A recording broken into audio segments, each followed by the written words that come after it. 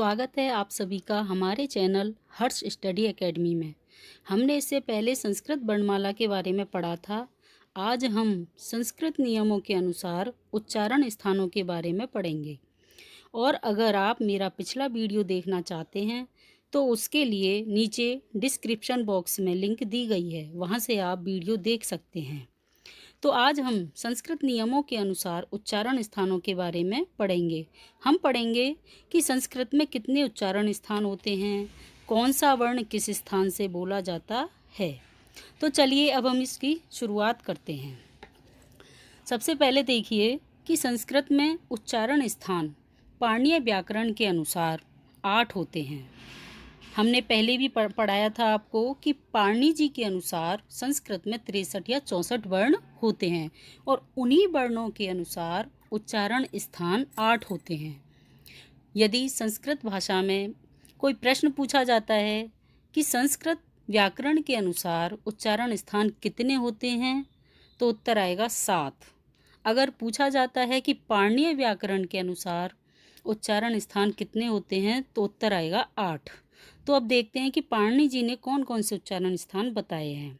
सबसे पहला है उरह, दूसरा है कंठ, तीसरा है जिव्यामूलम, चौथा है शिरः यानी इसका दूसरा नाम होता है मूर्धा, पांचवां है दंतः, छठा नासिका, सातवां ओष्ठौ, आठवां तालु।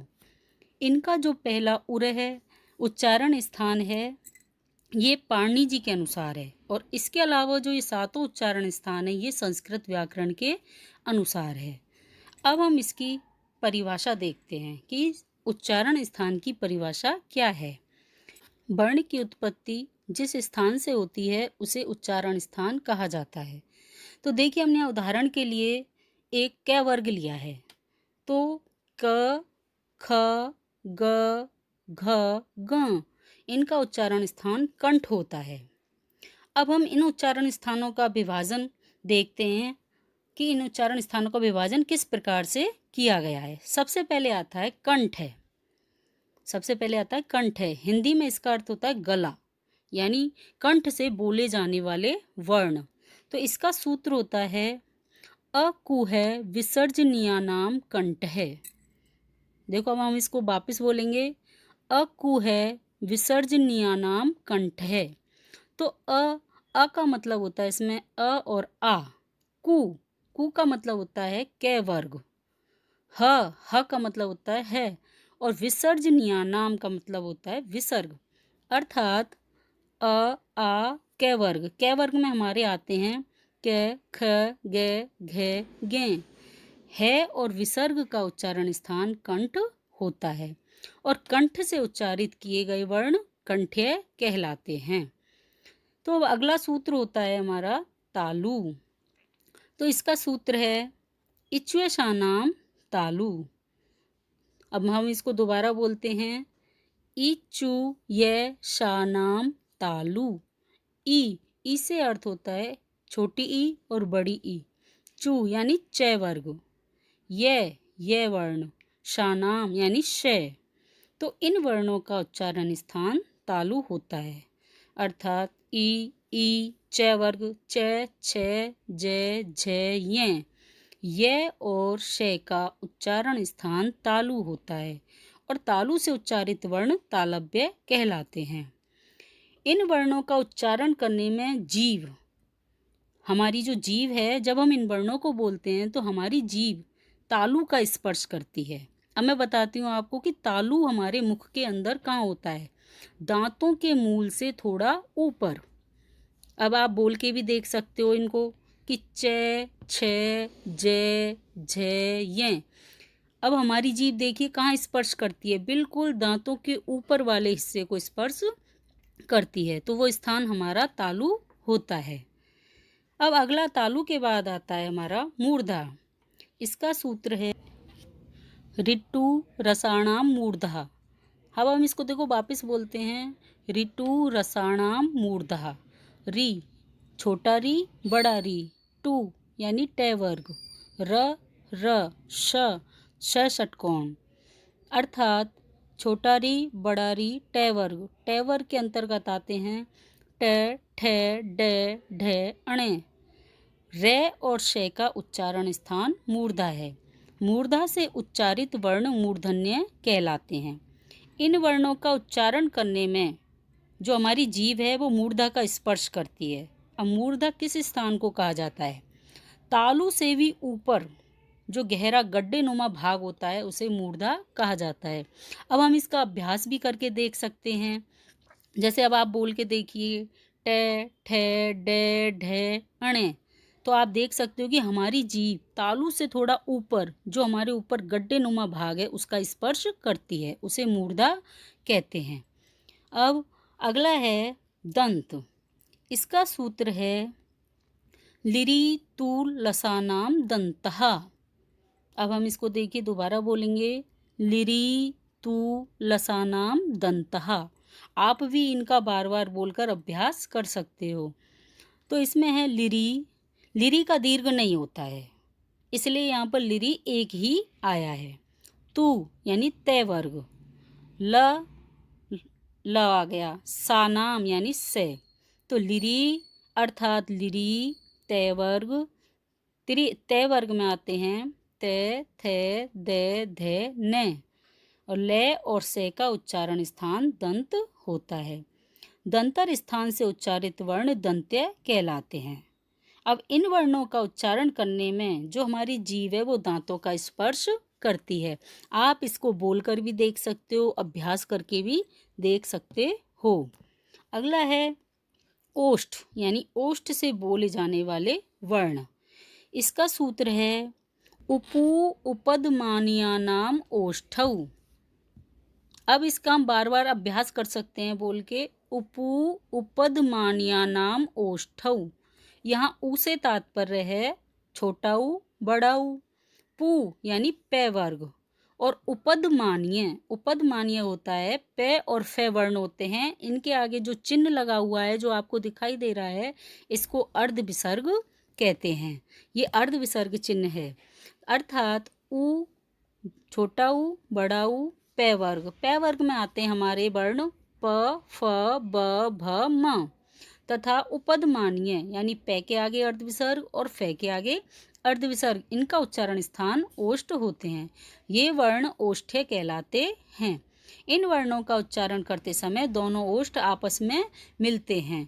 आप इसका बोल के अभ्यास कर सकते हो कि जब हम पे, फे, बे, भे बोलेंगे तो हमारे दोनों ओष्ठ यानी होठ आपस में मिलते हैं। अब हम पढ़ते हैं नासिका। इसका सूत्र है यम गण नानाम नासिका च। अब इसका देखो हम अभ्यास करेंगे बोलकर, यम गण ना नाम नासिका च। ये, मैं, गे, अणे और ने, अर्थात ये हमारे पांचों वर्गों के पंचम वर्ण हैं, तो इनका उच्चारण स्थान नासिका होता है। अब यहाँ सूत्र में आपको दिखाई दे रहा है कि च, अर्थात च का मतलब है और नासिका भी होता है। यानी इन पांचों वर्णों का उच्चारण स्थान अपने अपने वर्ग के अनुसार तो होता ही है और नासिका भी होता है। नासिका से उच्चारित वर्ण नासिक्य कहलाते हैं। इन वर्णों के अपने अपने वर्ग के अनुसार उच्चारण स्थान होते हैं। तो जैसे हम देखते हैं कि क्या क्या है। अब देखते हैं कै वर्ग के गे का उच्चारण स्थान कंठ और नासिका। कहने का मतलब ये जो पंचम वर्ण हैं इनके दो दो उच्चारण स्थान होते हैं। तो गे का उच्चारण स्थान हो गया कंठ और नासिका। चै वर्ग के ये का उच्चारण स्थान तालु और नासिका। टे वर्ग के अणे का उच्चारण स्थान मूर्धा और नासिका। तय वर्ग के ने का उच्चारण स्थान दंत और नासिका। पे वर्ग के में का उच्चारण स्थान ओष्ठ और नासिका होता है। इस प्रकार इन वर्णों के उच्चारण स्थान दो होते हैं। अब आपको समझ में आ गया होगा ना कि इनके उच्चारण स्थान दो क्यों होते हैं। चलिए अब हम अगला देखते हैं, इसका नासिका का ही है कि नासिका अनुस्वारस्य। अनुस्वार का उच्चारण स्थान भी नासिका ही होता है। तो इस प्रकार नासिका से उच्चारित वर्णों की संख्या कितनी हो गई हमारे पास? 6। तो अभी हम पढ़ चुके हैं कि जो 5 वर्ण हैं अपने अपने वर्ग के पंचम वर्ण, तो 5 वर्ण तो वो हो गए और एक हो गया अनुस्वार। तो इस प्रकार 6 वर्णों की संख्या, ये 6 वर्ण नासिका से बोले जाते हैं। अब हम कंठ तालु देखते हैं। यहाँ पर कंठ और तालु यानी दोनों से बोले जाने वाले वर्ण देखते हैं कौन कौन से हैं। इसका सूत्र है ए दई तो कंठ तालु, यानी ए और ऐ ये दोनों कंठ और तालु से बोले जाते हैं। ए और ऐ का उच्चारण स्थान कंठ और तालु होता है और जो कंठ तालु से उच्चारित वर्ण है वो कंठ तालव्य कहलाते हैं। अब हम देखेंगे कि ये कंठ और तालु से क्यों बोले जाते हैं। तो देखते हैं, देखो, अ प्लस ई यानी ए बोला जाता है कंठ से और ई बोला जाता है तालु से, और जब हम ए और ई की संधि करते हैं तो बनता है ए, तो इसका हो गया कंठ तालु। अब आप संधियों में पहले पढ़ चुके होंगे कि ये गुण संधि है, ए प्लस ई बराबर ए, तो इसलिए हम ए को कंठ तालु से बोलते हैं। इसी प्रकार ऐ, अब ऐ को भी कंठ तालु से बोला जाता है, तो हम इसमें भी देखते हैं ए प्लस ए, यानी ए को कंठ से, ए को कंठ तालु से, तो ऐ बन गया ऐ को कंठ तालु से, इसमें हो गई वृद्धि संधि। तो इन संधियों के बारे में तो हम पहले ही पढ़ चुके हैं। तो ए और ऐ ये दोनों वर्ण ऐसे हैं जो कंठ तालु से बोले जाते हैं। अब अगला आता है कंठोष्ठ। तो इसका सूत्र है ओ दौ तो कंठोष्टम, यानी ओ और औ इन दोनों वर्णों का उच्चारण स्थान कंठ और ओष्ठ होता है। कंठोष्ठ से उच्चारित वर्ण कंठोष्ठ्य कहलाते हैं। अब हम देखते हैं कि कंठ और ओष्ठ ये दोनों ही उच्चारण स्थान क्यों होते हैं ओ के और औ के। तो इसमें है, देखो, ए प्लस उ, यानी ए बोला जाता है कंठ से और उ बोला जाता है ओष्ठ से, तो ए और उ मिलकर बनते हैं ओ। यहाँ भी गुण संधि है, अभी ए का देखा था हमने, तो ए में गुण संधि और यहाँ भी ओ में गुण संधि है, तो ओ बन गया हमारा कंठोष्ठ से, तो यानी कंठ और ओष्ठ से मिलकर बोला जाता है ओ। अब है ए प्लस ओ, ए बोला जाता है कंठ से, ओ बोला जाता है कंठोष्ठ से, तो ए प्लस ओ मिलकर बन गया औ, तो ये बोला जाता है कंठोष्ठ से, तो यहाँ भी ये वृद्धि संधि हो गई। इस प्रकार ओ और औ दोनों वर्ण कंठोष्ठ से उच्चारित किए जाते हैं। अगला है दंतोष्ठ। इसका सूत्र है वकारस्य दंतोष्ठम। वह एक ऐसा वर्ण है कि इसका उच्चारण स्थान दंत और ओष्ठ होता है और दंत ओष्ठ से उच्चारित वर्ण दंत ओष्ठ्य कहलाता है। तो हमारा ये एक ही वर्ण ऐसा है ये जो दंत और ओष्ठ दोनों से बोला जाता है। 10वां जिव्यामूल। अगला है जिव्यामूल।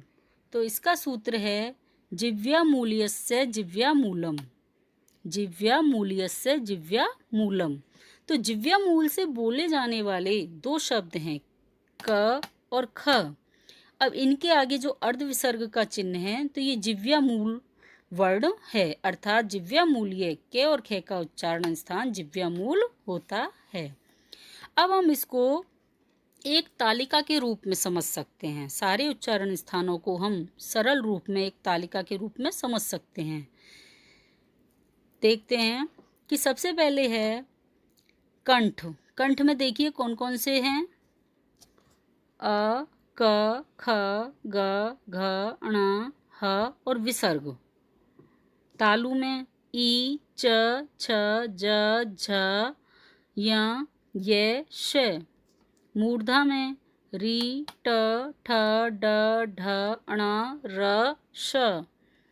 दंत में लिरी, त, थ, द, ध, न, ल, स।